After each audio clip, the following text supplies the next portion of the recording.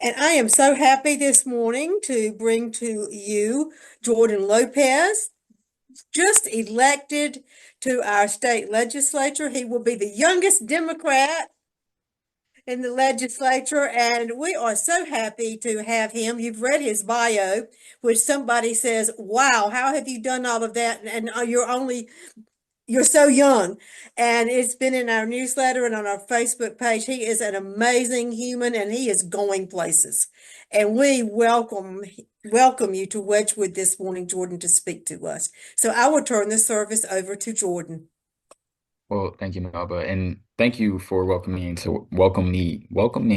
into Wedgewood this morning. Excuse me, the coffee still hasn't quite taken effect yet. Again, my name is Jordan Lopez, and I know that you all have read my bio, so I will um, spare you rereading it and going over all the details, but thought that I'd start with just sharing a little bit more about myself. Very proud to be born and raised right here in the city of Charlotte. Have lived most of my life here on the east side of Charlotte, though I've spent a lot of time in every single part of this city, and I love it. Went to UNC Greensboro for undergrad, North Carolina Central for grad school. My very first job was working at the legislature, and it's really interesting that it's come full circle to where now I'll be going back to the legislature this time with my name on the door and as a member as opposed to working for a member. While I was there, I worked for State Senator Mustafa Muhammad. And if any of you know who he is or are familiar with his work or just he as a person, you know he is the definition of a public servant. And I always start with that. He gave me my start in this space, but not only that, was an incredible mentor and still continues to be an incredible mentor to me. And I look forward to joining him in the Mecklenburg County delegation next year as a state representative. Um, for the past 3 years, I've worked for a program out of Governor Cooper's office or administration, excuse me, named Hometown Strong, where his rural initiative, where we really just work to build better relationships with rural communities across our state. What are your issues or priorities or projects that you're working on? And then we as our team, or we as a team, compile and identify grant resources, subject matter experts that may be able to help learning opportunities for local staff and administrators. Um, we've even recently just launched our own little grant writing service as a team for us to go and help small communities that may have one or two people on staff actually go after grant opportunities. When you're a town manager of a rural community, you might be wearing four different hats and don't have the opportunity to go after grant funding to pursue projects, but we try to be that backfill to give you the extra capacity to do so. Here in Charlotte, I do a lot and will again spare you the rundown of the full list. But since moving back to Charlotte about 2.5 years ago, have been uber involved and have loved every moment of really reconnecting with this community, reconnecting with this city, learning a lot more about East Charlotte in particular. I thought I knew a lot being from here, having lived here. But I tell you what, I didn't know anything until I decided, heck, every day feel like I know a little bit less until I started running for office, meeting with people, going to their businesses, listening to what their concerns are, realizing there are a ton of things going on that I would have never even considered until just started speaking to people. And that's been probably the best part about this entire process is just really getting to know the folks of Charlotte. Um, I love the city, have lived in Raleigh, have lived in Durham, have visited dozens of other cities, and still find myself feeling the most at home here in Charlotte, wanting to be here in Charlotte and invest my time and energy in working with our community leaders, neighborhood association leaders, faith leaders, different organizations to really get us to where we need to be and can be as a city, because I believe we're at a turning point in Charlotte's history, or just really at a unique intersection, if you will, or crossroads for Charlotte, where we can take the right road and develop into a city that protects its most underserved communities, its most uh, its least protected, excuse me, communities across the city, and really develop into a place for folks to move to or to grow in, feel comfortable staying here, that you can get around in, that you can feel safe in, and really build a life here. And I'm excited to be a part of hopefully this new generation of leaders that will work to make that a reality. Um, as we talked about a couple times this morning, the past week, 2 weeks have been pretty rough. Um, the election didn't go our way. We lost, and it sucked. And I woke up Yeah. the next morning um, and was just kind of sick to my stomach. It felt like 2016 all over again. In 2016, I was young, well, obviously still pretty young, but I was on UNC Greensboro's campus and had woke up to the news, and I remember never forget because it mirrored in 2024. It was gray, clouds were gray, sky was gray. Felt like the world was just about to end, and that feeling stuck for a while. But this year was a bit different, whereas not only did I win a seat. I'll be representing my community. But I realized just as the lift every voice that we sung earlier, that we do have to just keep going, and it's still I rise. We have to keep going. So I let myself sit in it for about 2 hours that Wednesday morning and said, Jordan, you are a representative elect. And not even that, you're a leader in your community. You're somebody that folks look to for information, for advice, for I don't want to say direction, but for some sense of what can we do next. You've got to put your big boy pants on and lead. And that starts with looking for ways to one, address what went wrong in 2024, and then immediately pivoting to how can we fix those and work on them for 2025, for 2026, for 2027, for 2028, and the list goes on because this isn't a one election cycle process. We're not going to fix it all in 2025 when we have local elections. We're not going to fix it all in 2026 when we have midterms. But at each of those stops, we have an opportunity to chip away at their numbers. We have an opportunity to add on to our own numbers. And with every seat we fight for and take back, with every vote that we fight for and earn, we are getting closer to building not only a city, but a state that we all deserve to live in. And I look forward to joining that work and being a part of this next, again, generation of leaders that really, I think, is excited to make it happen. As I look out across, well, and then actually, I wanted to talk a little bit more about myself because I just heard my niece out there yelling. I have some family here, a son, a brother, an uncle, and my niece and nephews call me JJ. And it is one of the biggest joys of my life to be their uncle. They have been one of my biggest sources of inspiration to keep doing this. It's like looking at them and thinking about the world that they'll inherit, thinking about them and the community that they'll grow up in or the schools that they'll attend, and only wanting the best for them and knowing that the love I feel for them probably doesn't even come close to the love that I'll feel for my own kids one day, and knowing that when I have my kids, I want them to have the best as well. And if I can be a part of making that happen, let's do it.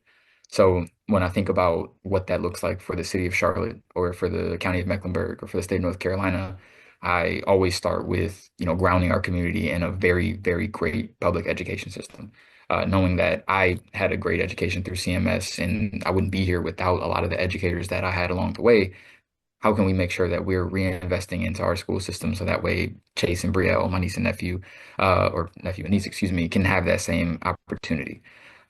So where they're being taught by an educator that not only wants to be there, but that is extraordinarily qualified, that can go home and feel comfortable knowing that they're employed by a school system, by a state that recognizes their talent, their value, their profession, and what they are doing to contribute to our society. And that our kids are leaving that building educated, developing social skills that'll last or stick with them for the rest of their lives, that will help them grow up into be entrepreneurs or business leaders or elected officials themselves. Um, Moving on to, are they safe? Do we have to worry about gun violence the way that we do? I heard I think folks mentioning where they are around the city, and I think I heard a couple of East Charlotte residents here. East Charlotte has had a very growing gun problem. And how do we address that? It's got to be the city, it's got to be the county, and it's got to be the state. We just recently, I say recently, about a year or so ago, loosened our gun laws to the point where you can just walk in and buy one as long as you're of age. That's unacceptable. And we could also do more to ensure that when guns are being stolen, that we're requiring people to report that. So at the very least, our police officers know that there is one more weapon on the street that they need to be aware of, because right now there's literally millions that we're just not. I'm not saying millions in the East Charlotte area, just millions nationwide that are flooding our streets. Um, think about our economies. We talked about that at the top of the meeting, where we missed the mark this year, messaging to our folks about what is it that we're trying to build here? Who are we actually working for? And that's people who are the working class, folks who earn here in East Charlotte the median income or the median salary is about $47,000 a year, in a city where you need to be making about 80 or so thousand to be what they consider living comfortably. So we're not doing enough to make sure people are getting by. We're not doing enough to make sure that people can go to the grocery store and feel comfortable pulling out that card, knowing that the groceries that they're buying are going to last them for however long they need it to last, or that the money in their account is going to last them until the next pay period. I make a joke often. I work for the state, which means we get paid once a month, and lost my train of thought. I'm so sorry. Groceries. Yes, groceries. I make a joke often about working for the state and oftentimes having a lot more month ahead of me than check. And it's like I know that's a very common thought or a very common issue for families across our not only our district here in 112, but across our city and across our state. What can we do to make life easier on them? What are our policies that we could be looking at to make sure that their dollars are going further, or when tax season comes around, that they're feeling like they're being reinvested into by their state? And so move on from there and just say really excited to be here. I was going to write like a whole thing down with bullet points of everything that I wanted to hit, but then thought maybe it'd be better off just to have a conversation and Yes. be as candid as possible. So really would love to answer any questions that you all may have, or if I didn't touch on anything and you just want to hear more about it, would love to. Sometimes I kind of get to rambling, so I try to keep my mind moving. So if I missed anything, more than happy to double back and touch on it. But just really grateful for the opportunity to be here with you all this morning. Open for any questions or discussion anybody wants to have. Yeah, I've got a few things, but I'll hold back a little bit. So first of all, Jordan, thanks for being here. And one question is, what can we do as a city and as a state and as a community to protect the migrants that are part of our community? What are our options? Are the police force now required to cooperate with ICE in raids and to do checks on migrant status? What can we do as a community to protect the what, 20% of our community that are migrants? So, as of like today, the sheriff and law enforcement are not required to cooperate with ICE. But there is a veto override vote set for Tuesday that may change that. House Bill 10 was passed by the House almost 2 or 3 months ago, and that is the bill that would require people like Sheriff McFadden to cooperate with ICE. And they coupled that bill with private school voucher funding. It's just a really mess of a bill that they passed. Governor Cooper vetoed it, and it's been sitting up there, well, throughout the rest of the election. And they do plan to return to rally on Tuesday to take an override vote. And with the numbers they currently have until January, they have the numbers to override that veto. So it does look extremely likely that Sheriff McFadden will be forced to cooperate with ICE. And I don't know what his plans are or the sheriff's office's plans are for once that bill becomes law. I don't know if, and I'm sure there will be, but I'm not privy to this information on if there will be legal action taken by the sheriff's office. He is a constitutionally mandated office who was duly elected by the folks of Mecklenburg County who um, may have and I'm sure he has this opinion, but may have a strong legal case that is, am I subject necessarily to the state telling me how to do my job? I enforce the laws that the state has passed, but when it comes to you now telling me I have to violate somebody's Fourth Amendment due process rights, am I obligated to listen to you? So there will probably be legal challenges that may muck it up, but that's something to be seen. As far as what we can do on a local level, I think it'll be supporting the nonprofit organizations and groups that are already doing this work. Um, I find it very important to not double up or reinvent the wheel. And there are a lot of great organizations like Our Bridge for Kids that focuses solely on immigrant and refugee children, gives them a place to go after school, summer programming. And they're always looking for volunteers or support, whether it be donations for resources or however it may be to support the families they serve. The Carolina Migrant Network is another extraordinarily good group that just does so much work for not only providing resources for newly arrived folks, but helping them with legal situations as well, navigating the mess of an immigration system that we have, which is often something that only attorneys can really navigate or know how to navigate with finesse, and they work on that. That is like one of their primary responsibilities. And I guess I'll kind of wrap that up by saying the Charlotte is Home Center is another. It just recently, I think it's been around as, I don't want to say a shadow organization, but just has been around, but not formally has like a physical location that they're housed at, where they provide a number of services from, I want to say it's like a daycare or childcare services. They have some mental health counseling and services available there. It's a medical center as well.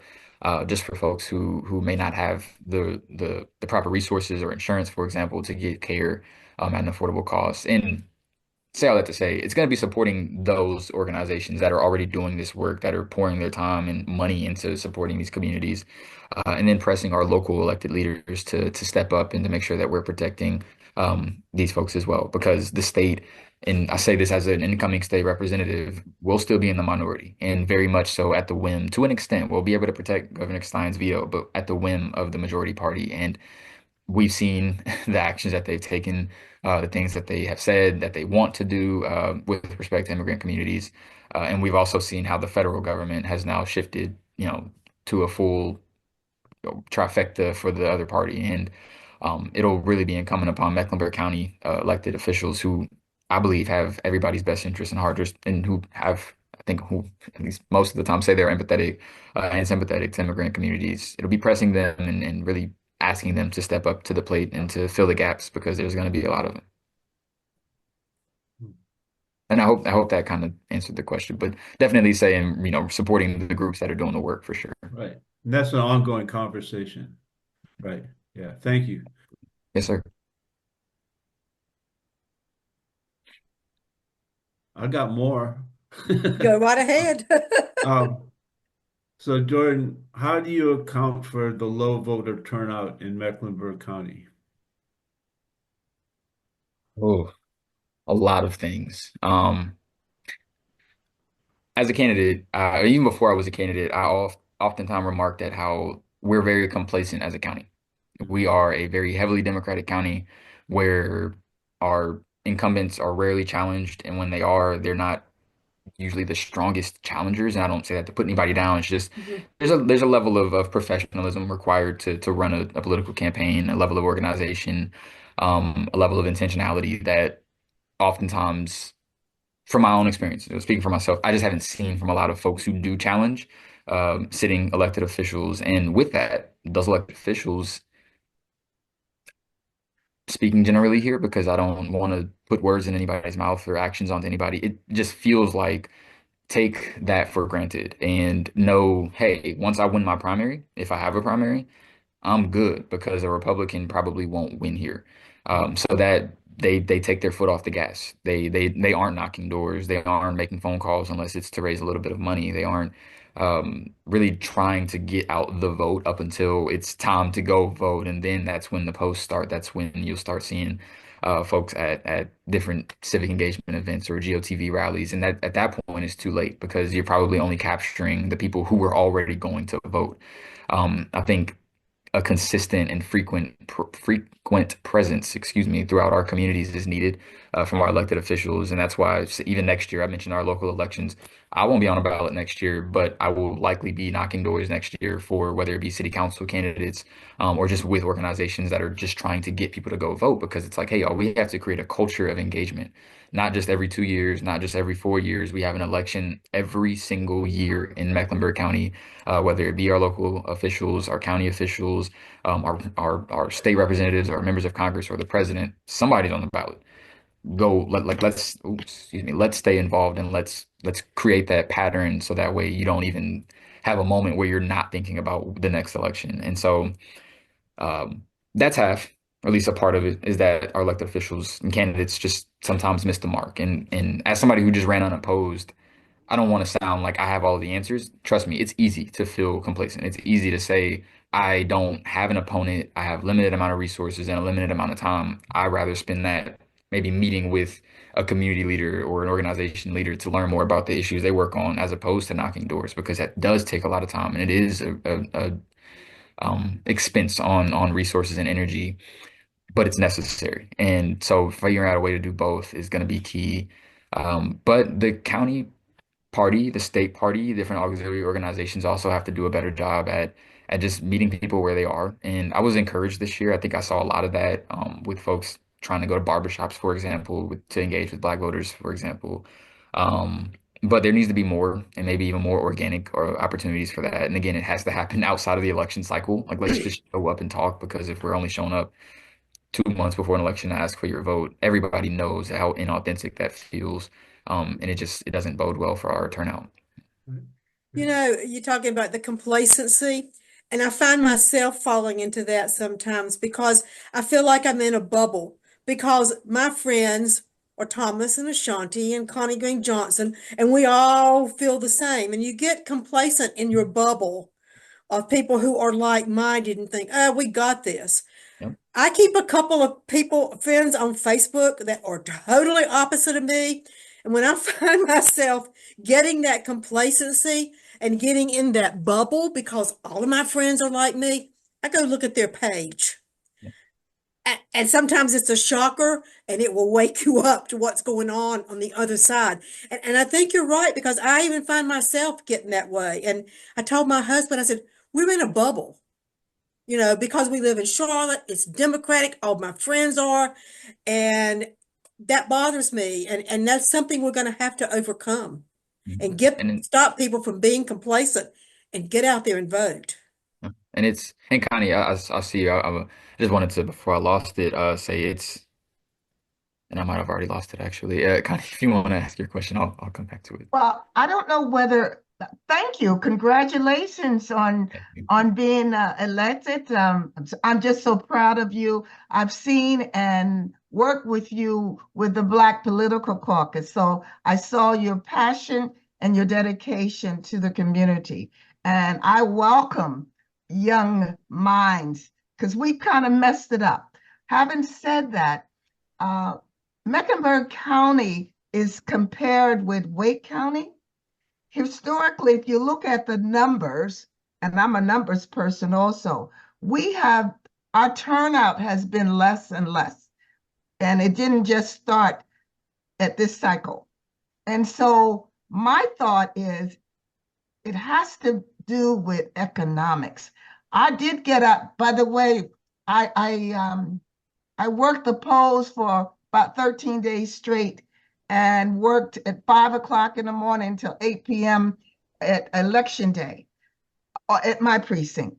But I did get out of my comfort zone and I went over in the east and west because I've been sounding that alarm for a long time that we need to really engage the Black, Brown, LGBT community if we are going to increase our numbers. We raised a little over $2 million in Mecklenburg County, and our numbers are 1% less than they were 2020. And some of it is, and I'm an officer on the county board, and also I sat on an office for the North Carolina Democratic Party. Honestly, it has to do with economics in Mecklenburg County. Wake County is a more progressive community, but also my sorority sister, I think she did an awesome job.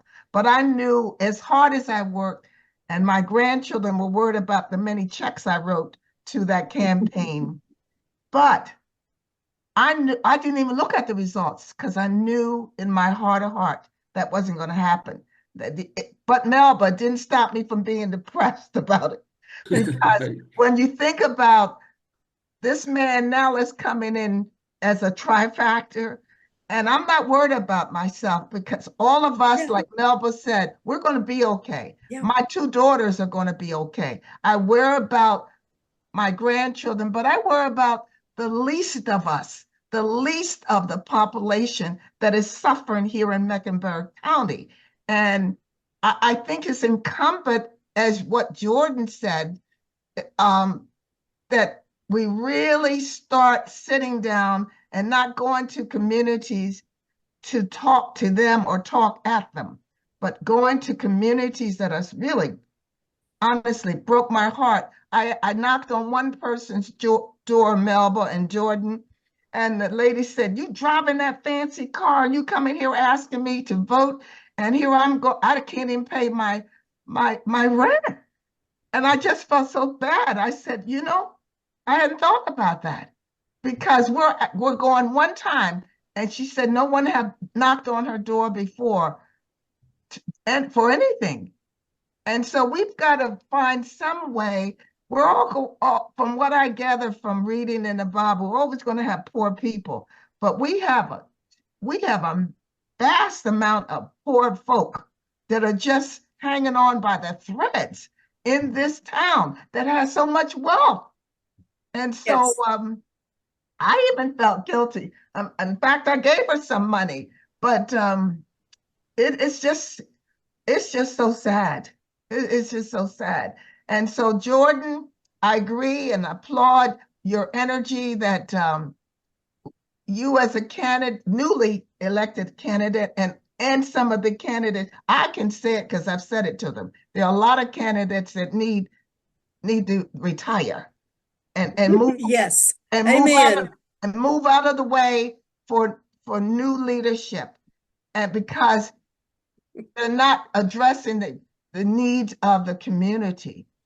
And so it can't only be about themselves. It has to be about the greater good. I'm very comfortable. I could sit very comfortably and say that, it's not going to affect me. But I'm worried about the least of us as a whole, because I do know that when people are suffering and we talk about safety, I know that eventually the kids that are not being properly educated, they're going to come out of their community eventually, and they might be coming over where I live. Okay, so that's a reality. So the ideal is to really give them an education so they can, not everybody's going to go to college. And we don't want the Philippines where there are PhDs in the Philippines, homeless. Some kids are going to go to vocational schools or start their own business. And it just seems like the message is just saying, if you don't go to college, you're not going to be anything. We've got to change our whole thought process. And I'll say, you know what? I won't say anymore No, you're because fine. I'm frustrated by the whole process. Yeah. Yeah. Yeah, I And want to say I messaged Connie, I think it was a day or two after the election, hoping for some uplifting, encouraging words because I was in bad shape and I realized Connie was in worse shape than I was. So we couldn't even talk to each other. We just both said later, later. it's been Yeah, rough. it's been And hard. It's gonna continue to be hard because like Connie says, it's not me so much. It's the marginalized people that I care so much about and Exactly. seeing them hurt and trying to figure out what can I do. Yeah. and it's I love that you framed it that way because you're exactly right. Like when I talk to people, or really over the past couple of weeks, as debriefing with friends who weren't super politically engaged until they had a friend who was running for office. And now they're like paying attention and we're having these conversations on a regular basis. And then the election goes the way it does. And they kind of come back and are like, what happened? I thought like everybody on Twitter is like saying this and thinking that way. Every time we talk, it sounds like this is going that way. Polls say that it's going to be even closer and that she was even going to win. And it's like, those are echo chambers. And Melba, you touched on that earlier about being in that bubble, and we're the weirdos, right? Like we're the ones who live, or at least I'm the weirdo, right? I live this political stuff and wake up and consume information about it, and that's what I think about before I go to sleep. Some nights it's one of the first things that I think about when I wake up. But most people don't have that luxury and or just that interest, right? And most of the time because of worrying about survival. And that is a huge like issue, and trying to figure out how to pull folks who for so long have just been worried about surviving back into the process, because I do firmly still believe in the process. I do believe that voting, and our elected officials and these institutions that we are a part of are one of, or if not, it's one of the best ways and major ways to make lasting and sustainable change. Not the only way, not the only way at all, but one of the best ways to do it, because these institutions, they have the ability to build or break society. And so why not use them to our will? But when you haven't seen them work for you, what is the purpose? Why should I engage? And it's been so hard to try to convince people to come back to the process. Come back to go vote. Hey, I'm not even asking you to vote for a Democrat at this point. I'm just asking you to go vote because you need to see that this can work for you. And hopefully the candidates you vote for are Democrats. But even if they're not, hopefully they win. So that way you know and feel like your vote mattered, that your voice was heard. And then hopefully when they win, you remember to stay engaged, just even if it's aware of what they're doing. And then hopefully they actually do something. And I finished off with saying do something because going back to a local level, I think that's where a lot of this is going to have to start. And I hate to do that. You know, I just got elected to the state house, and here I am putting the onus back on our local officials. But I think that's where it's going to have to start. And there's been a thought, or at least a floating comment that I've seen on Facebook, on Twitter, several times that maybe we're losing support nationally. At least like we've lost ground nationally. And here in Mecklenburg County, we lost turnout at least. That a lot of Democratic cities are unfortunately not, what's the word I'm looking for? They're not the most conducive places to raising a family. And let me not say most Democratic cities. Really bad way to frame that. Just cities in general right now are expensive to live in. Are not, they're expensive and they're not safe. There you Yeah. go. And so people are like, when your local elected official, the person that's the next closest to you that you can reach out to that has the power to do anything is a Democrat. And you're seeing things not change. You're seeing things get worse in some cases. You're not feeling safe. You're feeling like your money isn't going further. And you've got this boisterous Republican running for reelection to be president, and other Republican candidates running at different levels of government that are running, and their whole message is counter to everything that your city council member may be doing or saying, or that your mayor may be doing or saying.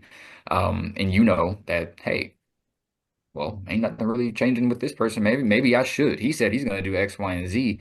And it's like remembering that I keep saying we're, I have to remember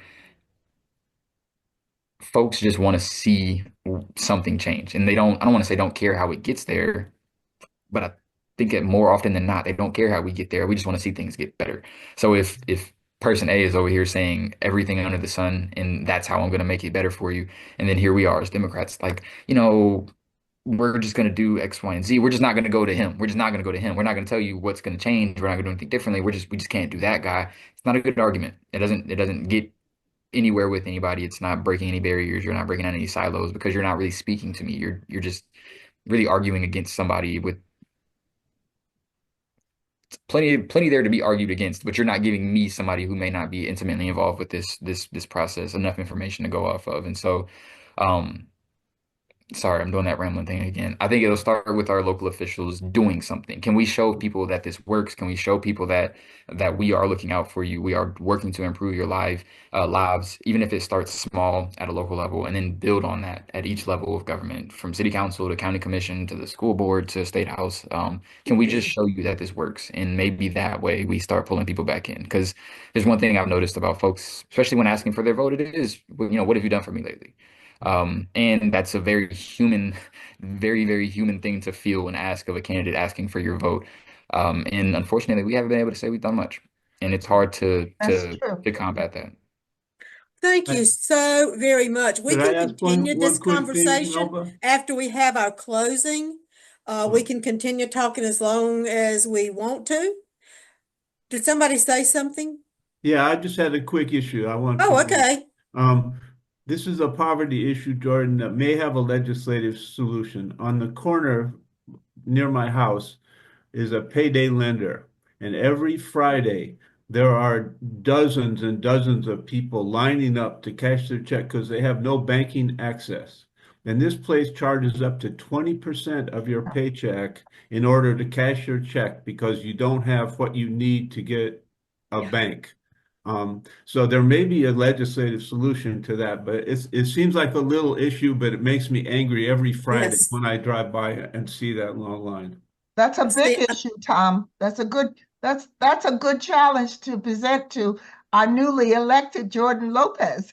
yes, I've seen that too. I 20%. think we all have. That's It's excellent one. terrible. 20%. Yeah, Yes. that's insane. Of a small I'm check. taking notes too, so I'm not on my phone. Please, Yeah. I'm making sure I write it down. So I don't. Wow. 20% of a small check. If you're Of a getting small check. $200 a month and you lose 20 of it, or a week, and you lose 20 of it to the check cashing place, terrible.